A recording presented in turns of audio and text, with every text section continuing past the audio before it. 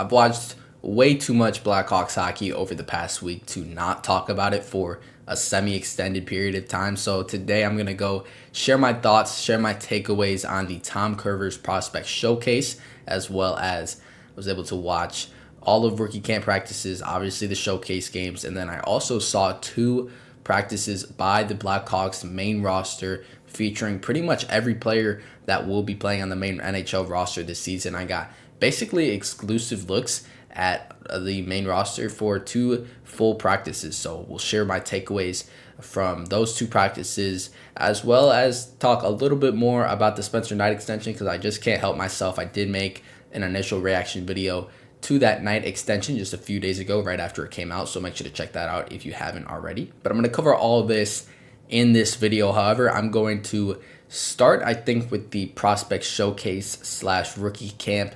I was in attendance for all four rookie camp practices over the past week.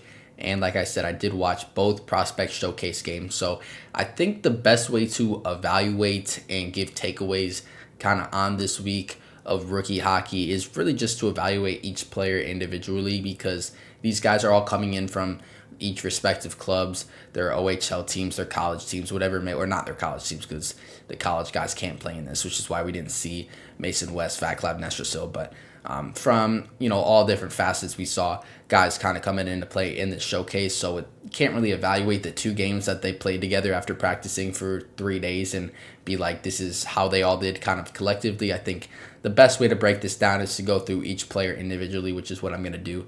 Just kind of go up and down the roster, share my thoughts on what I saw. I saw these guys in person for 4 days. And then I also, obviously, like I've said 3 times already in the first minute, I've watched both Prospect Showcase games. So let's just get into it. Starting off, I'm going up and down the official roster that was provided by the Blackhawks. And we'll start with Nathan Bain, which was one of the few 2025 draft picks we saw play in this showcase. Like I said, none of the 3 first-round picks from this past year played in this Prospect Showcase, but Nathan Bain was the highest draft pick that played in this showcase. He was the 3rd-round pick by the Blackhawks this past year, coming in from the WHL. And I think with Bain, one of the highlights of his game is his goal scoring. He had 31 goals in 59 games in the WHL, and I thought while he didn't score in the 2 games of the showcase, I thought he did put on some pretty good skill, put some skill on display this weekend. His shot was one of his better assets. They talked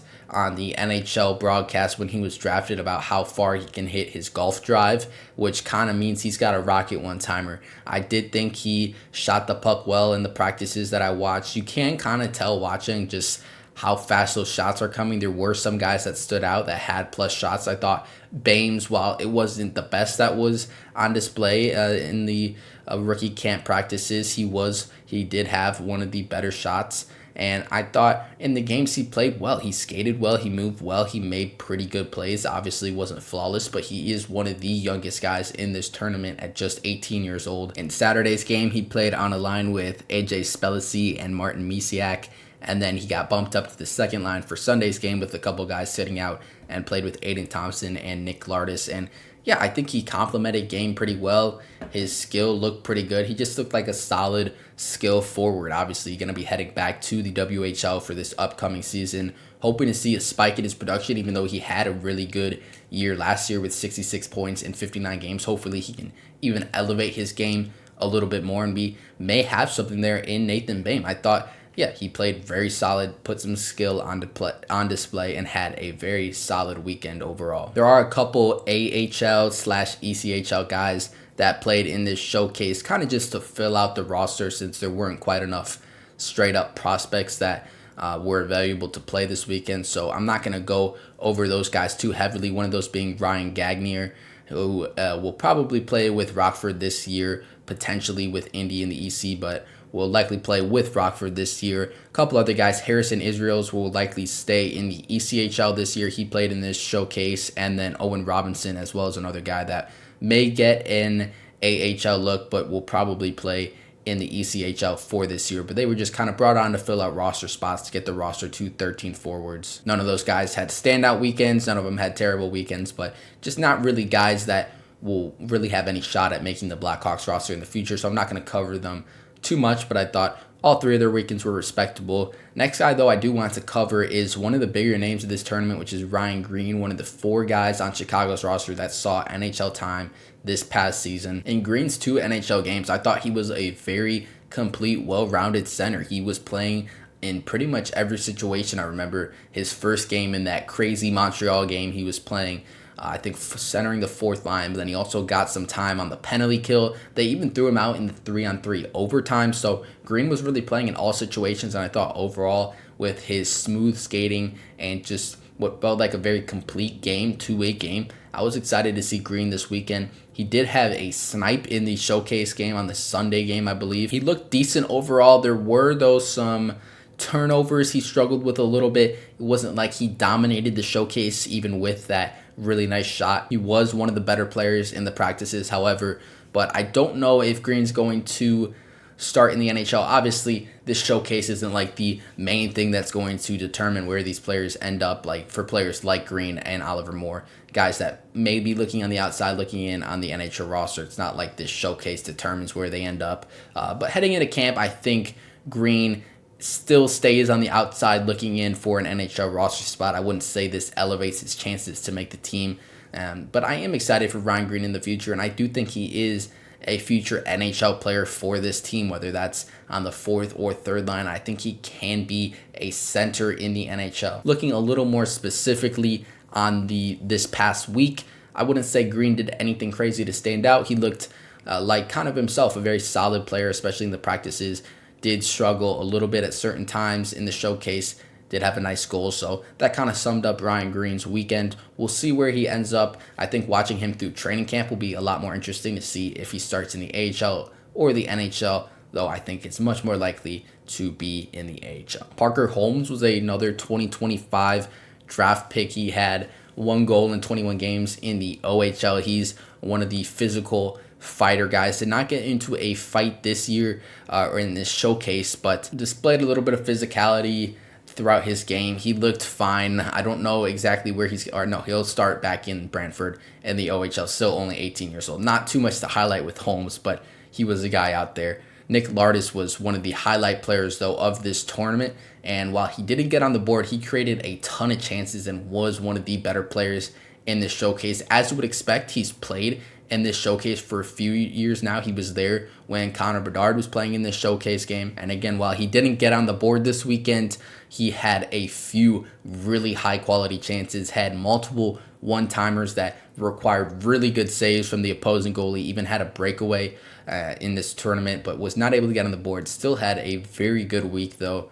Was one of the better players at practice, one of the highlight players at practice, wore a letter in the Sunday game, which kind of shows one of the top players in the showcase for the Blackhawks.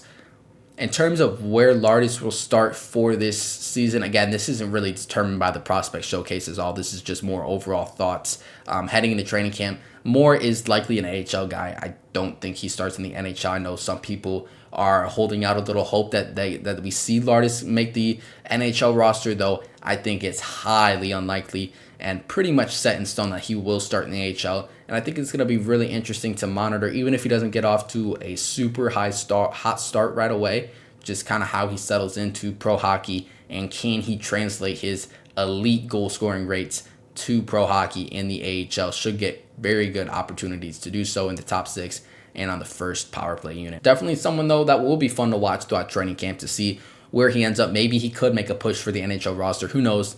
In terms of the showcase, so nothing crazy for Lardis, but still looked very good overall and generated a few high quality chances, which is really what you're looking for in a goal scorer. Moving on to Martin Misiak, who this is his 3rd year in the tournament.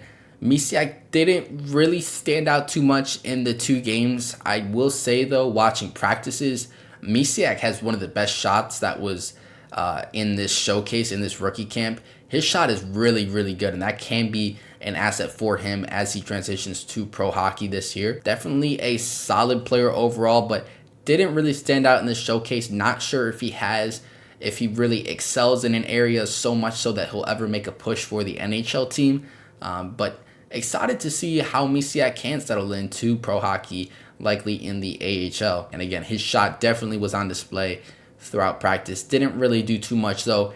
in the showcase game specifically. We'll move on here to the biggest forward name in this tournament, which was Oliver Moore, who participated here. And Moore is one of the guys, just with his raw speed, he stands out at practice. He was flying around the ice, definitely was the best player at practice throughout the week. In the games, he looked good as well. Played on the first line in the Saturday game, was held out of the Sunday game, but he scored the overtime winner in that Saturday game. Nick Lardis set him up on a nice pass, and Moore did the rest. He had a nice change of speed move and was able to score the overtime winner for the Blackhawks in that Saturday game. So I think Moore had a very good week overall. Definitely looks like the most likely one of the young forwards who might be on the outside looking in. I think Moore is the most likely to make a push for the NHL roster heading in, like before this showcase a little bit. Now, this showcase doesn't change things dramatically at all regarding who might make the NHL club, but I definitely think this just strengthened the fact that Oliver Moore does have the best chance to make the NHL roster on opening night. However, again, I would say it's more likely he starts in the AHL and does the Frank Nazar kind of plan where he plays 30 games or so. And if he does really good in those games, if he's producing in those games, they'll call him up and bring him up to the NHL club. I think that would be the perfect path for Moore, who still is a little bit raw, but definitely looked a little more solid all around than what we saw in the NHL games. However, that's probably because he's not playing versus NHL competition in this showcase. But Moore's definitely going to be one of the main guys to watch here in training camp, which starts up on Thursday this week. And I'm excited to see if he can make a push for the NHL roster. He should get a very good look. He's, like I said, probably the most likely one of the young forward guys who might be on the outside looking in. I think he is the most likely one that can make a push for the NHL roster this year. Jack Pridham didn't really stand out to me in this showcase weekend. Was hoping to see a little bit more from him. He's not a guy that I've watched a ton of throughout the past few years since he's been drafted. So I was kind of hoping to see a little bit more of what he can do. I didn't think he really did much to stand out, though, in this weekend. So I don't have a ton to take away from Pridham's game over the past week or so. However, a guy I do have a lot and plenty to talk about, and so does everybody else, because for the second year in a row, he was one of the standout players in this prospect showcase, and that is the tank on ice, the bowling ball, the bowl in the china shop, AJ Spellacy. Another big weekend for Spellacy. Really exciting, really encouraging weekend for him and for his future. So Spellacy is he's just a guy that's going to run around and hit people. He's got great speed, great shot, can create chances, and that was all on display throughout this weekend. Now, he only had 37 points in 62 games in the OHL this past season, which was a little bit surprising for me.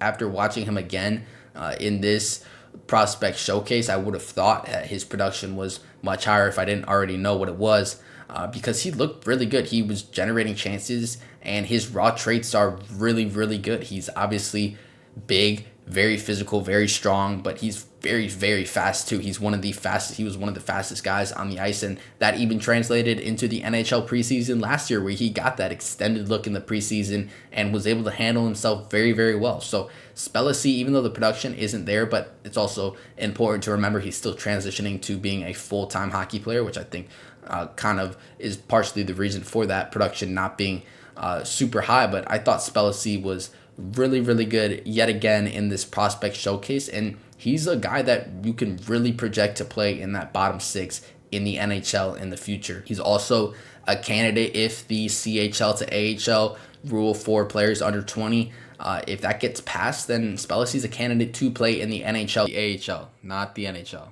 I jumped the gun. This upcoming year, if that were to get approved here in the next few weeks, Spellacy seems ready to play pro hockey physically, and he definitely has the raw traits that make you excited for what he can be with the Blackhawks in the future, even though the finishing may have not been there yet. I mean, I was posting a ton of clips on my Twitter at Blackhawks Focus of Spellacy just running people over simply. He got in a fight this weekend. He had multiple big hits this weekend. He was involved in scrums in front of the net. I remember on the broadcast they were talking about Spellacy after a scrum broke out. They're like, Spellacy's skating back to the bench after the whistle's blown.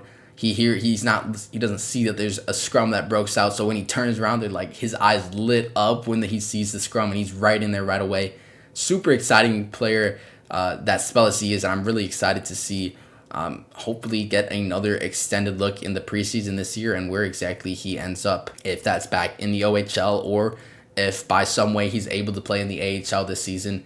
That would be a ton of fun to watch. Either way, yet another encouraging week for Spellacy, and just further makes you think he is going to be a guy that will be in a Blackhawks sweater in the future. Two more forwards here to touch on. I don't know if this is the best format to go over the showcase. Like, maybe some of these guys, no, you guys really aren't too interested to hear about, but I don't know who else is really talking about every single player that played in the showcase. So I figured if you do want to hear about that, this is the right place for you.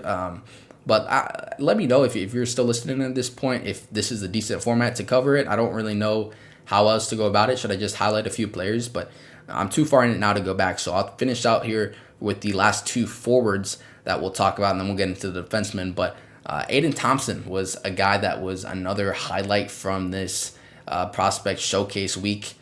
He's a feisty guy, and that goes back even before this week. I saw him back in 2022 development camp. He was getting into it with Samuel Savoie, who was there, who, by the way, Samuel Savoie was practicing with the NHL main roster, had an absolute snipe in one of the scrimmages over there. We'll get a look at Savoie this preseason, but back to Thompson. He was mixing it up with Savoie a few years ago, and now he got into it with Spellacy at this week's rookie camp.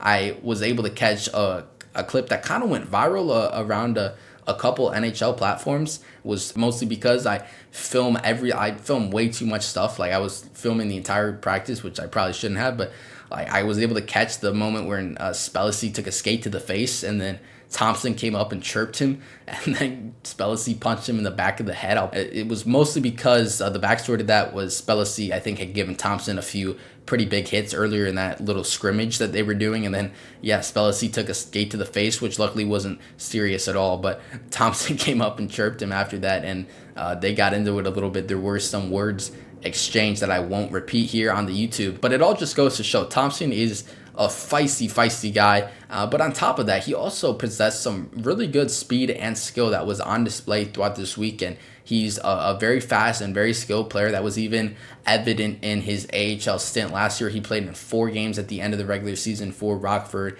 and then 7 games in the postseason. I was able to catch one of those Rockford games in person last year, and Thompson's speed and skating is on display. He's got good skill. However, there were a few flaws in his game that I noticed at that point, and then also in this weekend's games, he holds onto the puck way too long. Like, he will fly around the zone. He's got great speed again and great skill, but he flies around the zone, skates well with the puck, but he needs to move it faster. There's guys that are open. He can set up different plays, but he keeps holding on to it too long, and a lot of times that ended up in turnovers that were, quite frankly, unnecessary. He could have made better plays with the puck, so that's something that will need to get cleaned up, but we will see him in Rockford this year, and I'm excited to see how he can produce. Put up 4 points in 7 postseason games with Rockford after only playing 4 games with them during the regular season, so kind of excited to see a full year of Aiden Thompson in the NHL. He is 23 years old, so I don't know if he's going to make the NHL roster at any point in his career, but we'll see what he can do in Rockford and kind of see what it does. But it was overall another encouraging weekend for Thompson. Last guy here, and unfortunately not a lot to talk about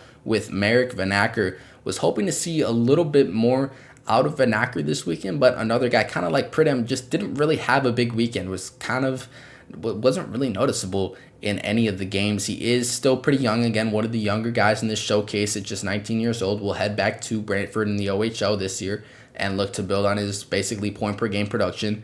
But in this prospect showcase and even in the rookie camp practices, just didn't really stand out at any point. Wasn't really too noticeable, even though he is a former first round pick playing in this showcase. You kind of were hoping for a little bit more. You look at guys around his age like Nick Lardis, who obviously Lardis is one of the highlights and he's really blossomed into a really good player. But even Nathan Bain, I thought had a better showcase overall than Vanacker did. Just kind of invisible at some points, however.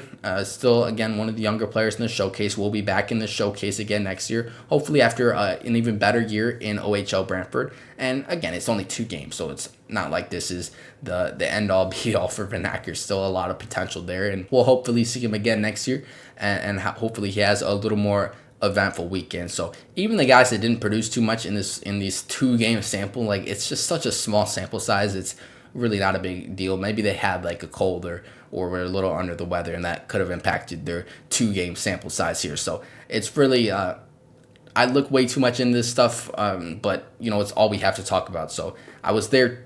I watched way too much hockey to not talk about it at all. So share my thoughts on all these guys. Again, it's just a 2 game sample, so not too big of a deal, but was nice to see some of these forwards this weekend. Do want to get into the defensemen here, which will go a little bit quicker because a lot of these guys aren't too relevant respectively. Like there were a few just AHL/ECHL guys that were playing in here, so the Blackhawks had enough players. Ty Henry was a 2024 draft pick, but he unfortunately got hurt, so they had to bring in kind of an AHL guy to fill his spot there. In terms of the guys, though, we're talking about Ashton Cumbie was a 2025 draft pick. He didn't do too much this weekend, got in a couple scrums, but no fights from him, which is mostly what you drafted him to do. So we'll see. I don't know exactly where he's going to play actually this year. He is 20 years old, but he's more so just a physical guy. Didn't move especially well, but looked fine in his games. Dmitry Kuzmin's another guy. He was brought in this past season to help Levshunov acclimate to the AHL. He's just going to stay in the AHL for this upcoming season. Again, didn't really do too much this weekend that was noticeable. Ryan Mast will probably play in the AHL this year. He did score, had a nice shot that somehow went in on a quick shot off a face-off, but again, not too much to talk about there, but Mast will likely play in the AHL this year. The three real highlight players of this tournament were obviously Sam Rinzel and Levshunov, who both played in the Saturday game and then sat out of the Sunday game. And then Tage Harding played in both games and looked especially good. Harding is a 6'7" defenseman, and he got some AHL games this past season after coming over from college at Providence. And I thought in this game in both games this weekend, he looked very, very solid. The Blackhawks obviously have a recent track record of developing big defensemen. Look at Alex Vlasic, who's obviously just blossomed into a number 1 D-man. But even Louis Krevy has gotten NHL time as a former 7th-round pick. So I'm excited to see what they can do with Harding. He is 23 years old, so he's a little bit on the older side in terms of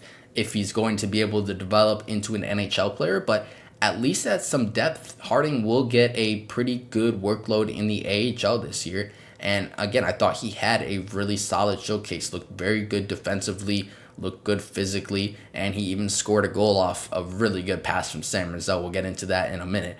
But yeah, I thought Harding had a really good showcase, and I'm excited to see if they can develop him into at least a very solid depth defenseman for the future. And then we'll obviously now get into the 2 highlight players of this showcase. Even though the Blackhawks actually had a lot of guys that were kind of exciting to watch, with Lardis, with Green, with Moore, with Spellacy, but the 2 biggest guys here are Artem Levshunov and Sam Rinzel, 2 guys that will be playing in the NHL come opening night. I guess I'll start off here with Artem Levshunov, who wasn't quite as good as maybe expected. And if you had your high expectations and expected him to dominate, I wouldn't say he dominated in his 1 game sample size. Again, like it's a 1 game sample size, so we can't take too much away. It's really not too big of a deal. But Levshunov wasn't amazing defensively. He had a couple blunders in this game. He did, however, control the offensive zone. He had a few times where he was just kind of skating circles around the zone and creating lots of offense. He's got obviously his really good shot that he uses very often, especially on the power play. That really helps him create offense. And Levshunov did look good. He was obviously one of the best players that were on the ice. You could tell that just by the way how strong and powerful his skating is and how strong and powerful he plays.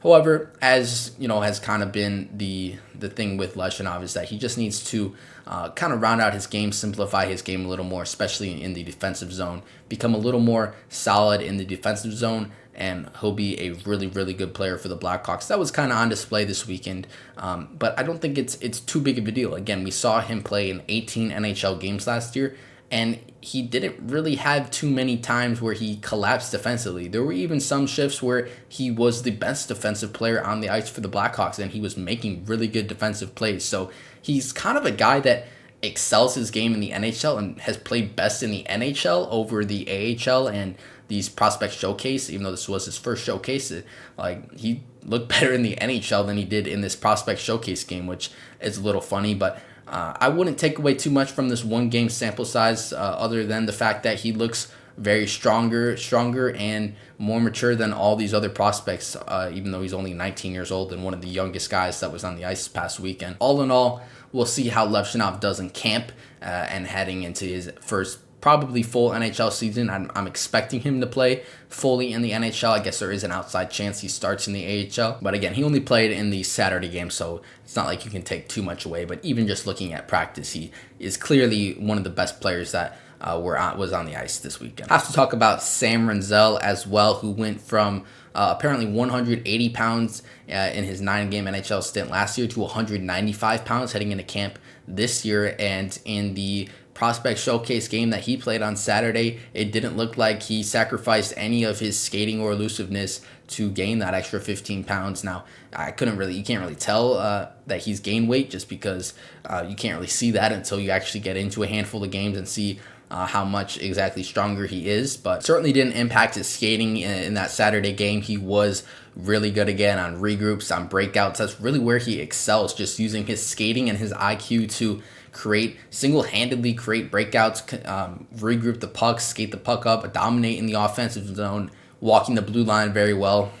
He does all this stuff at an elite level, which was on display in his 9 NHL games last year and was clearly on display in this prospect showcase. Had a really, really nice no-look cross-ice pass to Tage Harding that set him up for a goal on Saturday. And there were just other times when you could tell the game was moving a lot slower for him than it was for other players that were on the ice. So Rinzel, I can confidently say, will be starting in the NHL. He'll be the first pair defenseman that I expect to play with Alex Vlasic, as well as playing on the power play 1 this year. A lot of people have been talking about him as a dark horse Calder candidate. If you watch my video with Charlie Meliodas, we were talking about him back then as the dark horse Calder candidate. Now a lot of people seem to be talking about it. I don't even know if he's a dark horse guy anymore, because so many people are starting to pick up that Sam Rinzel is going to have a big year this year.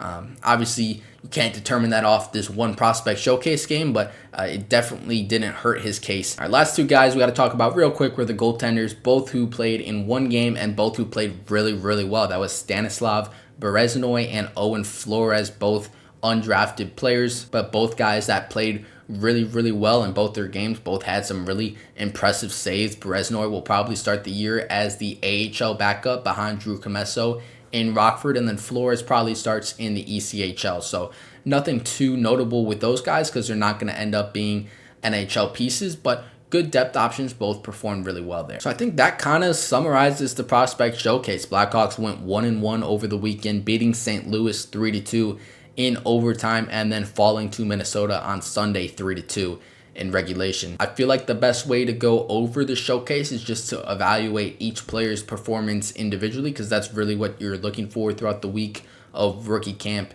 and throughout the 2 games over the weekend. Next year, this showcase should be in Chicago, which is pretty exciting. So we'll be able to actually go in person to these games, or at least I'll be able to, and maybe some of you watching this video will also make it to the showcase in person, see some of these guys in person in actual game situations outside of just the practices. And yeah, I think that kind of summarizes the showcase. Still a lot I'm going to talk about in this video, but I feel like that kind of covers the showcase. I just watched all these guys for pretty much a whole week, so I had to talk about it. So I couldn't just not talk about them. So that covers the showcase. A couple more things though I do want to talk about, and that is Spencer Knight's 3-year contract extension.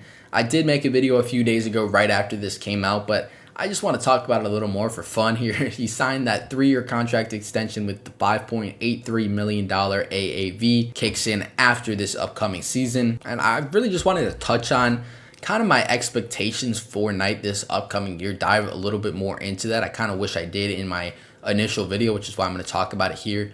Really with Knight for this upcoming year, I'm really just hoping to see a building year for him. He's coming off that 15-game stretch that we saw with the Blackhawks where he handled the starter's workload for the first time, albeit through that only 15-game sample size.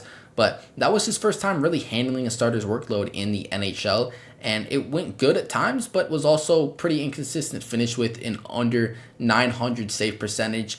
And the problem really was that inconsistency. We saw some highlight reel saves out of Knight and even some full games that he put together. I mean, look back at his first couple games with the Blackhawks. unbelievable performances, probably some of the best goaltender performances of this past NHL season. But then there were also games later down the road in his tenure with the Blackhawks last year that were underwhelming. There were times where the pucks were just leaking through. He was not stopping easy shots that he should be saving. So it was really those inconsistencies that kind of flawed his overall numbers.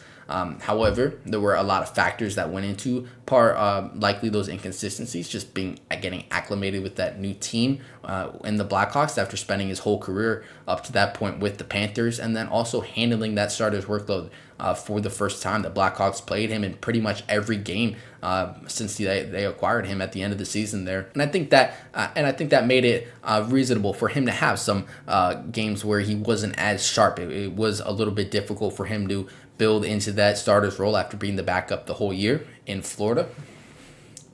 So I think for this year, while he'll play about 50 to 55 games, maybe even close to 60, you're really just hoping to see him put together a little more consistent efforts. He obviously has that potential with the highlight reel saves he can make, some of the saves he makes that a lot of other NHL goalies simply can't make. But it's really that he just has to build a more consistent outings and be able to put together outings where he's not having these pucks leak through him, and put more solid efforts together and really get acclimated to a starter's role throughout next season. I think that's going to be the biggest thing to focus on for Spencer Knight. It's not that he has to play at an elite level for next season. I think if you can get a year out of him where he has over a 900 save percentage and handles a full starter's workload well and builds on that consistency, I think that would be a super successful year for him, and it would set him up for this 3-year contract extension to be 3 high quality years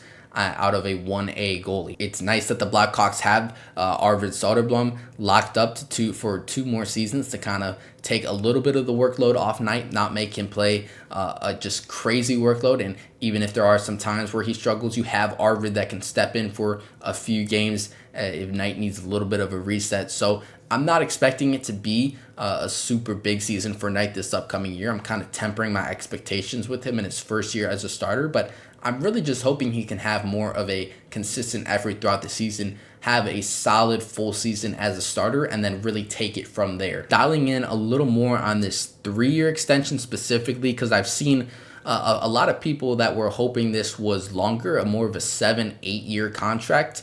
And for me, while I am always in the boat of try to sign your young guys to max deals when you can, because they're usually cheaper and they usually work out. Just look at, with this Frank Nazar contract, I'm very excited for how this can work out. I think it's going to be really good. We saw Dustin Wolf in Calgary get that 7-year extension at $7.5 million for Wolf, and that looks like already it's going to be a really good deal just based off the year that Dustin Wolf had. But for Knight getting a kind of more of a bridge deal signed, I think it makes sense for both parties, since with Knight you haven't seen a full year of him as a starting goaltender in the NHL. It's kind of hard to lock him up for 7+ years when you haven't even seen him start for a full year. So from the Blackhawks perspective, I think it does make sense not to get him in on a max contract when you haven't seen him play a full season, and you don't necessarily want to wait throughout this upcoming season, because if he puts together a really good year, then that money's going to go up,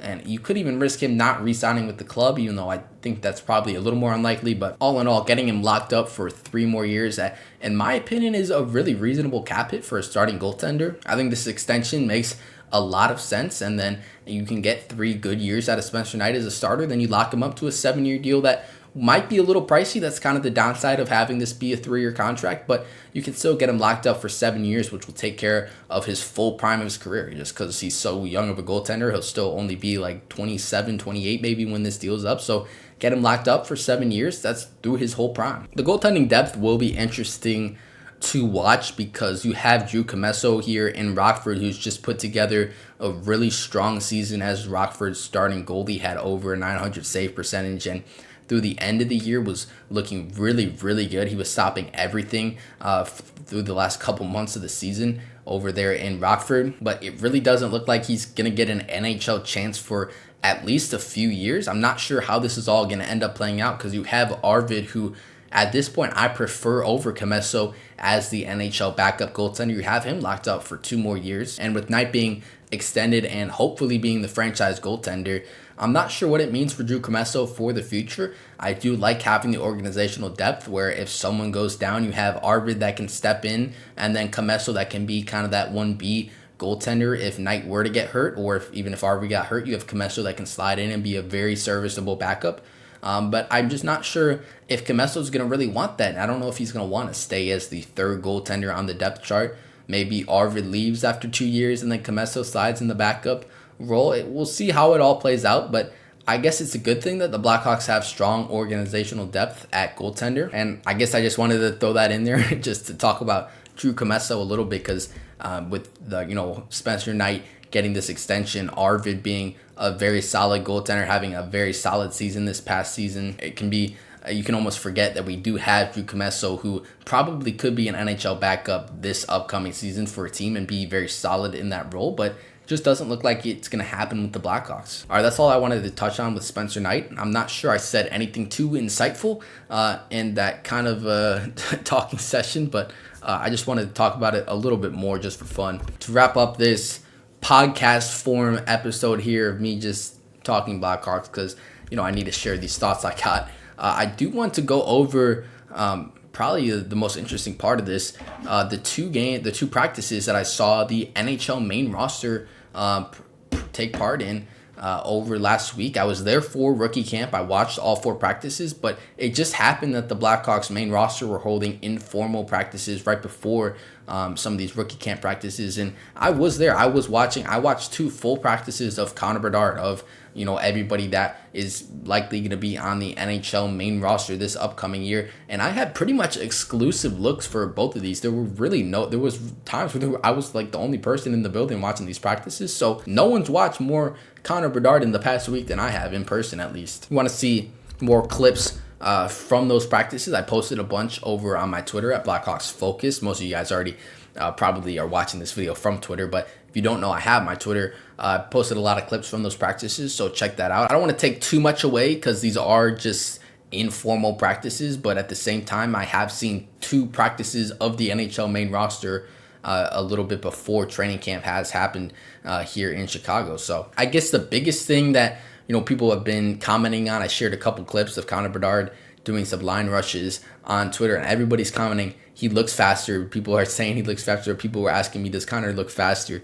And to me, it's kind of hard to tell because I don't have like NHL edge stats pulled up that tell me exactly how fast he's skating and how much faster that is compared to last year. But I can say certainly he doesn't look slower. He was doing some line rushes and moving very well. He was able to get wide on Alex Vlasic a few times, who's obviously one of the better defensemen in the league. And he had a few times on the scrimmage where he was taking it up himself, and he was moving very well. Can I say exactly that he's moving this amount faster than last year? I can't really. It's going to be kind of hard to actually see that until we get into some games and we can actually see him compared to in an NHL 5-on-5 game, exactly how much faster he's moving, if people are catching up to him or not, if he's able to get that separation or not. I can't really tell that just watching 2 basic informal practices here, but I can say confidently that he doesn't look slower than last year. He definitely looked very good. He looked to be moving very good. And just overall in that informal practice, as you would expect, he was the best player on the ice, kind of by far. They were running through some scrimmages at 5-on-5 and 3-on-3, and he was just dominating in those scrimmages. Pretty much every shift he had, he would take a line rush up and create a quality opportunity. Look good on the power play. They did a couple power play shifts with Kevin Korchinski actually quarterbacking that first unit power play. Since Brinzel and Levchinov were over at rookie camp, they had Korchinski quarterbacking that, and Bedard also was able to create on the power play. He had a pass that found Tyler Bertuzzi, which we saw a lot last year. We saw that connection, or I saw that connection. But yeah, I can confidently say heading into camp, Connor Bedard looks like Connor Bedard. He was the best player on the ice in these 2 informal practices. But again, these were just 2 informal practices, so you can't really take too much away, but it's really all we got right now, so I got to talk about it at least a little bit. A few other guys I want to highlight, notably Wyatt Kaiser was in attendance. He still is without a contract, though I wouldn't be too concerned about that. I think they're going to get that done here in the upcoming weeks or even days or maybe even hours. By the time it's out, maybe Kaiser already has a contract, but I really am not concerned that that's not going to get done. And Kaiser was on the ice here, and he looked really, really good. Again, informal practice, I'm going to stress it a million times because I don't want to say too much here, and because it really doesn't mean all that much. But in the scrimmage shifts, Kaiser had a snipe from the blue line. He had multiple feeds that found guys backdoor on passes that were from the blue line, and he was just skating and moving really well. He was moving the puck well. He was regrouping well. He looked really good. I've been a huge Wyatt Kaiser guy since I first saw him at 2022 Def Camp, and he continues to kind of prove me right in a way. He continues to play very well. His best traits, kind of similar to Sam Rizzo, are his ability to use his good skating and good IQ to create in the offensive zone, to be solid on breakouts, be solid on regroups. Obviously, kind of needs to be a little more consistent. We saw in his NHL stretches last year, there were some times where he can be a little bit suspect defensively, not always make the right play, but we've also saw some flashes of him of being a very good offensive defenseman. I mean, look back to that game in Anaheim last March. Kaiser had one of the best single game performances any Blackhawk has had this past season. He certainly has the talent, and he looked really good in the 2 practices I was able to watch. Definitely going to be a guy to watch here in training camp to see where he starts. I certainly expect him to start in the NHL. It's just more of a question where. I think he could play with Levshinov. We saw him and Levshinov play really well as a pair at the end of last year. I could totally see him starting in the top 4 paired with Artem Levshinov on the second pair. We'll see exactly where he plays out after camp. We'll see what his contract ends up looking like, but I'm very excited for Kaiser this year, and I do think this can be a big year for Kaiser. Another guy that was in attendance was Lukas Reichel, who's been in some trade rumors. He still was on the ice, kind of as you would expect.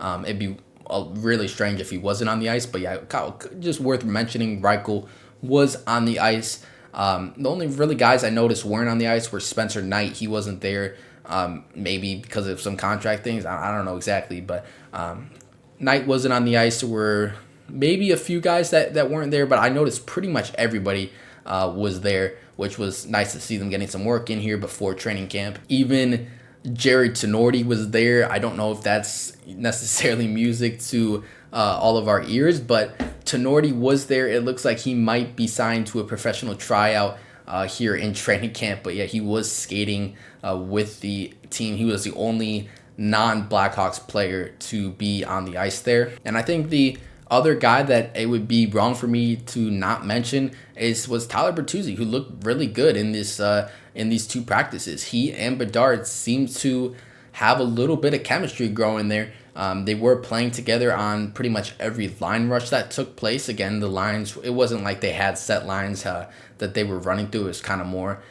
whoever was up at the time. But I noticed Bedard setting up Bertuzzi multiple times in these 2 practices.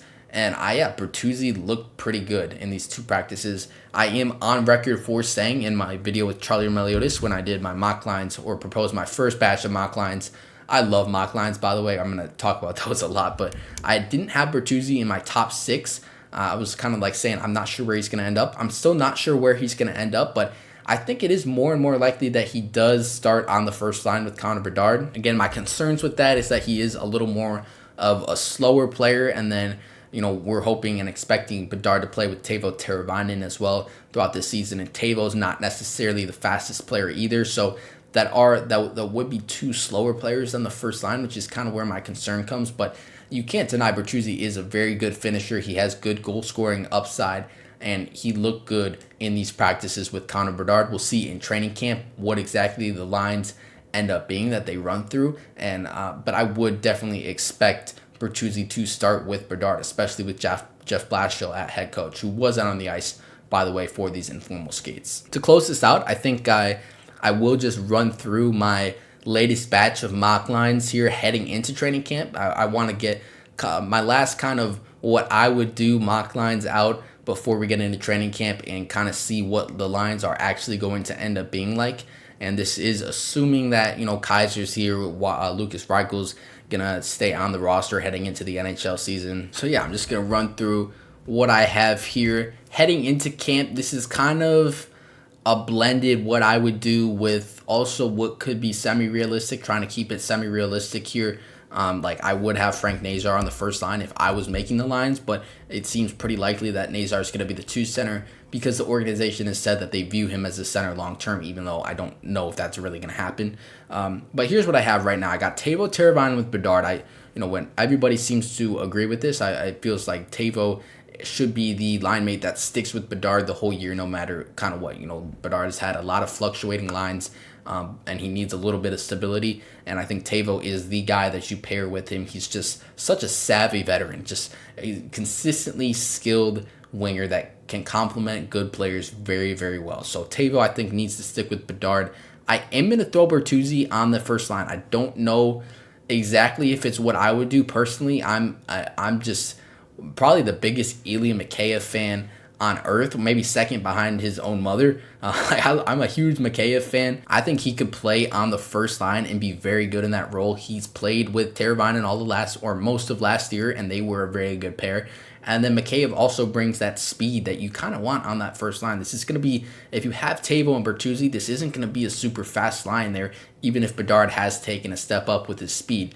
Mikheyev does provide that speed. He provides that forechecking ability, which you're also kind of lacking if you pair Bertuzzi with Teuvo. And then Mikheyev's a plenty good finisher. Had that 20-goal season in the middle six just last year. Not to mention he also plays a very solid defensive game. I'm a huge Mikheyev fan.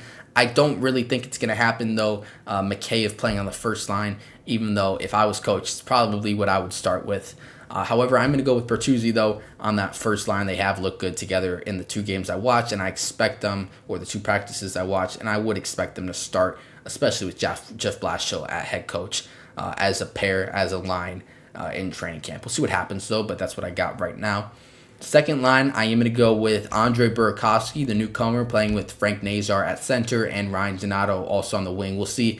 Maybe it's Burakovsky on right wing, Donato on left wing. But either way, I do think that's going to be kind of how the top 6 rolls. I don't think anyone else is really going to compete for the top 6 unless Mikheyev does earn a spot there, or maybe Oliver Moore ends up on the team, even though I don't have that here in my lines. I think these are just kind of, quite frankly, the 6 best players on the team when you look at recent production and kind of combine that with skill, even though maybe Reichel, you could say, should be in the top 6. I would be cool with Reichel in the top 6 for sure. I just don't think it's going to happen. Really, if Reichel's off the 4th line, I think that's the success for all of us Reichel fans. But I do think this just makes the most sense here as a second line. We'll move to the 3rd line, where I have Landon Slaggert with Lucas Reichel and Ilya Mikheyev. This is where kind of my personal bias leans in. I think this would be a really good combination. We saw Reichel play with Landon Slaggert in the final couple games of last season, and they were a really good combination. I would like that to start. Both are faster players. Slaggert's a really good forechecker, which could complement Reichel's skill game very well. And then I just talked about Ilya Mikheyev on why I like him so much as a first-line player. I think when you look at him as a third-line player, this is someone you want playing on your third line until Mikheyev starts to drop off. Like, through the next 3-4 years, you want to have Mikheyev playing in your middle 6. He's a very, very good underrated winger. Would definitely be good to complement Reichel and Slaggert there on that 3rd line. And then the 4th line, I have the veterans, the aging veterans with Nick Foligno, Jason Dickinson, and Sam Lafferty. I think this just kind of makes the most sense for Foligno and Dickinson to play on the 4th line. Dickinson gets a lot of love, and he's a very solid veteran, but I do think his defensive game gets a little bit overrated. I didn't think it was necessarily that good last year, even though maybe it's because his offensive game kind of dropped off that people are like, well, he's still a really good defensive center. I don't know. He's decent in the circle for sure, which is good. And I think he's a very solid, respectable 4th line player for you. I just really wouldn't have him any higher than that personally. And I think playing with Foligno would make sense. And then you throw in Lafferty on here in my lines. Maybe Colton Dock makes a team and plays there in that spot, which I would be fine with. I'm not going to pretend I watched Lafferty for more than the 1 game I watched when I was in Buffalo in person. Outside of that, I did not watch any Sam Lafferty last year. But if he's anything like he was when he played with the Blackhawks, he's fast, he's a good forechecker, he's a solid 2-way player. then that's fine enough for me on the fourth line. If not, I'd be cool throwing, like I just said, Colton Dock there on the fourth line if he makes the NHL team out of camp, or maybe whoever else you want to throw there to get a little bit of NHL time. Hey, maybe Sammy Savoie makes the team and plays on that fourth line. That'd be super fun. But I do think there is potentially one open spot there. We'll see really who fills it. Maybe you end up moving Slaggert down to the fourth line to play with Dickinson and Foligno, and then there's a spot in the top 9 that's open. I do think there is a possibility that we see one of these younger guys potentially make the team. Maybe it's Oliver Moore and you play him with Lucas Reichel and Ilya Mikheyev. That is a super fast and fun line. So there are possibilities. It's not like all 12 roster spots are filled up at this moment with the veterans. On the back end here, pretty obvious. I feel like a lot of people kind of have similar lines, especially this first pair of Alex Vlasic and Sam Rinzel. This feels like kind of what is going to happen and what needs to happen and what is going to be very exciting to happen. This is going to be a very exciting pair, probably one of the better pairs in the NHL, quite frankly. Vlasic's a very, very good defender, and then Sam Rinzel, who obviously we're all really high on. So that could be a very fun pair. I do have, as I mentioned a little bit earlier, Wyatt Kaiser with Artem Levchinov on the second pair, and then to round it out, it'll be Connor Murphy playing with really whoever ends up making the team. Maybe it's Ethan Del Mastro, maybe it's Nolan Allen. I don't think they'd have Kevin Korchinski on the team just to play third pair minutes. I think Korchinski's either going to play in that top 4 or he's going to go back to Rockford and be the number 1 D-man over there with the Ice Hogs. And then in net, it's going to be Spencer Knight and Arvid Soderblom, obviously. So that's all I have to talk about for the Blackhawks. Really just needed to share all my thoughts after watching so much Blackhawks hockey over the past week. Just needed to just get it all out there. But that's going to do it for this kind of podcast form video. Let me know if you liked it at all. I don't know. Maybe I'll do these throughout the year just if there's a lot of stuff to talk about, because I do definitely enjoy talking Blackhawks. I certainly watch a lot of Blackhawks, so I think it's good to chat about them. That's going to do it, though, for this little recap video over the past week. A lot of events going on in the past week. We'll get to training camp here, and I'm sure we'll have even more to talk about as training camp progresses. Definitely going to try to be at training camp, get some more live coverage of the guys throughout training camp and heading into the preseason, and then we'll finally be in the NHL regular season. Blackhawks open the NHL season in the first game of the season versus the defending champions. Very excited to see that game. Just the first game of the season just has just immaculate vibes, even when you know the team's going to stink. Like last year, in the past 2 years, just the opening night games have been electric. The Connor Bedard debut was like generational. And then even the Utah game last year, like I was just hyped for that game, even though I knew the team was going to not be great. There was just that slightest bit of hope. And I have that again this year, the slightest bit of hope that this team just takes a jump up the standings. They're way ahead of schedule for whatever reason, even though it's pretty unlikely to happen. I'm just very excited to see the first game of the regular season on that national television. It's going to be very exciting, but we still got about a month to go until then. That's going to do it for this video. Thank you for watching. We'll see you later.